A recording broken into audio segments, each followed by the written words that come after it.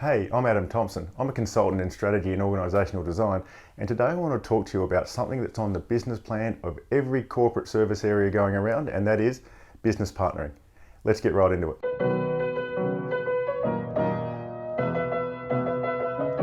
Here's the key. You don't get to show up and announce yourself as a business partner. Here she comes to wreck the day! You've got some work to do first. And the first work I would even call step 0, which is this one. Why be one? There has to be a reason why you need to move from being a normal supplier or even an outsourced supplier into actually being a business partner.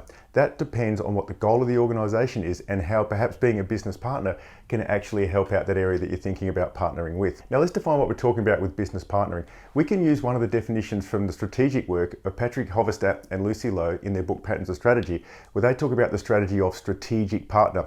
And that's about a situation where the supplier is able to influence the relationship to the benefit of both parties by providing foresight and input that assist both parties. The second thing we need to consider is this. You don't need to be a business partner for everyone. If there's a part of the business that's in a relatively slow-moving industry with consistency, there's not much strategic risk coming towards them, it might be completely appropriate to have a standard supplier or outsourced relationship with them. Look for those areas where there can be the most benefit. Then we need to get your act together.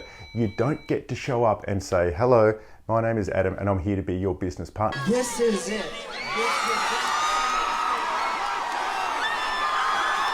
You need to have your act together in the first place. It means you need to be able to have foresight, to be able to see into the future for your other area you're partnering with, to be able to provide them input that's going to help them for their future, which links to their goals, not to yours. You also need to have operational speed, and that's so you can both deliver and develop. You won't be able to build any sort of trust if you can't actually do what you say you're going to do as your part of the partnership. And these don't have to be at super speed, but they need to occur faster than the area you're business partnering with.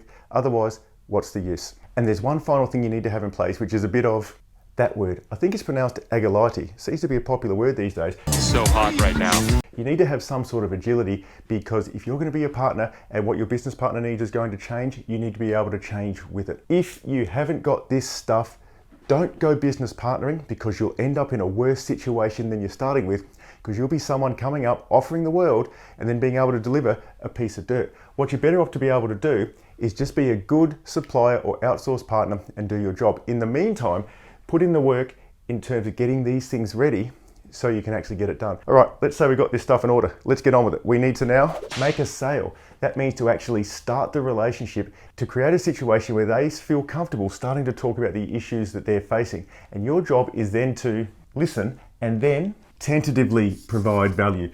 Don't be rocking up with solutions. It is a cutting-edge, high-tech firm out of the Midwest awaiting imminent patent approval on a next-gen... Rock up with your ears, listen to the issues, reframe them, repeat them back, because what you are trying to do above all is build trust. And no one trusts someone rocking up with a brochure saying, you should do my stuff.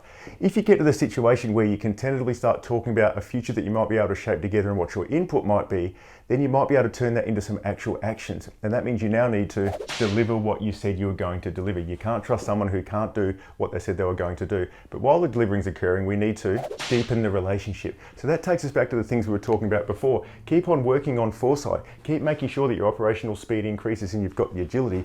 That way you can continue the conversations while you're delivering as well, which allow the relationship to get deeper and deeper. I want to give you two weird situations now that also might pop up. They are no trust. Did I not clearly explain the circle of trust to you, Greg? Yeah, I think I got it. In that case, what you need to do is deliver. Spend some time becoming a really reliable normal commodity supplier or a normal outsourced provider, just doing the stuff you said you were going to do. The second weird situation we can sometimes get is, won't have you. They simply aren't interested in having a strategic partner. Now that can come for two reasons. It can be due to either political, which means it doesn't look good for whatever reason for you to be considered to be a strategic partner. It can also be based on good old ego, where for whatever reason their own personal hang-ups don't allow them to see you as an equal person in the relationship. I couldn't have done it without you, Sloan.